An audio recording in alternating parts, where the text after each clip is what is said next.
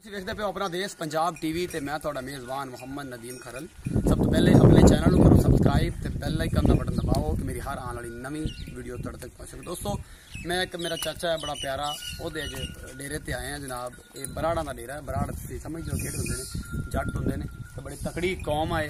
ਤੇ ਜਨਾਬ ਅਸੀਂ ਇੱਕ ਮੇਰਾ ਦੋਸਤ ਬੜਾ ਪਿਆਰਾ ਸਿਆਲਕੋਟ ਤੋਂ ਆਇਆ ਜਨਾਬ, ਉਹਨੇ ਮੱਝ ਖਰੀਦੀ ਹੈ ਬੱਲੇ ਮੱਝ ਵਾਲੀ ਬਿੱਲੀ।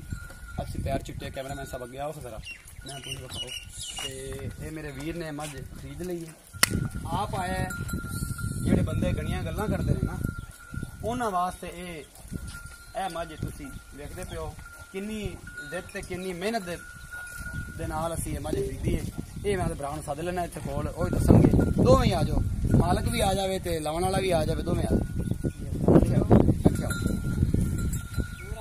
भाई जी तुहाडा सौदा दोवां दा हो गया? हाँ जी।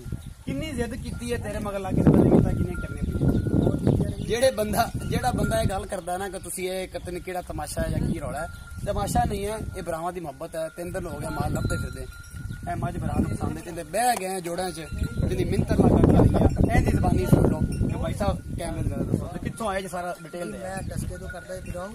सब तो पहले ये कि भाई इस नदीम दा जिस तरह असीं देखिया, जिस तरह सुनते हैं, तुसीं जदों आओगे ओहदे नालों वध के पाओगे। इन्हां दा इखलाक, इन्हां दा ताल्लुक, इन्हां दा घुमाना फिराना ये चंगा दा साइड ते। और उसने भाई ने बहुत मिन्नतां कीतियां इन्हां ने।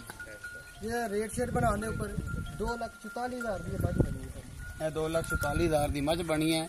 2,95,000 का मुल करते सन, 2,44 के लिए मिंतरला करके ए मेरा भरा डस्के तो आया सी मेरे को। मैं खाया एवं ना जान दईए, इन्होंने कोई ना कुछ लैके दईए। यदि बड़ी मेहरबानी है मेरे वीर बराड़ दी। बराड़ सौदा हो गया? हाँ जी हो गया सौदा। बयाना मिल गया बिल्कुल पक्का बयाना तगड़ा बयाना।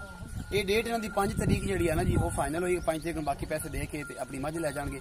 मेरी वीडियो लाइक शेयर कमेंट जरूर करा करो। अपना बहुत सारा ख्याल रखा जी। मिलते हैं अगली वीडियो। अल्लाह ने के बाद।